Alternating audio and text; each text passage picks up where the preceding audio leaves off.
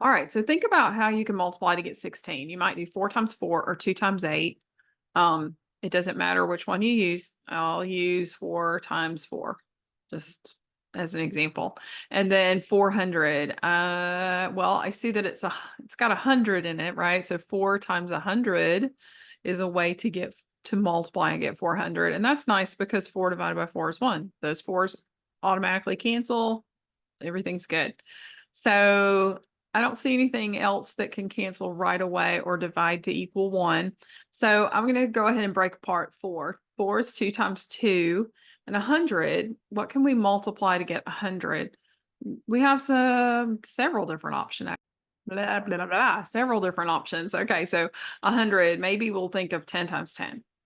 Well, nothing obvious there, right? So let's bring the 2 times 2 over again, and let's break apart 10. 10 is 2 times 5, and then we have another 10, so another 2 times 5, right?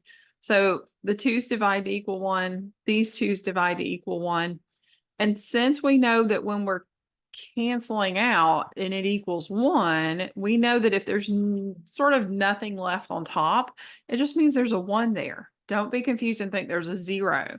It's not that there's nothing left. It's that 2 divided by 2 is 1.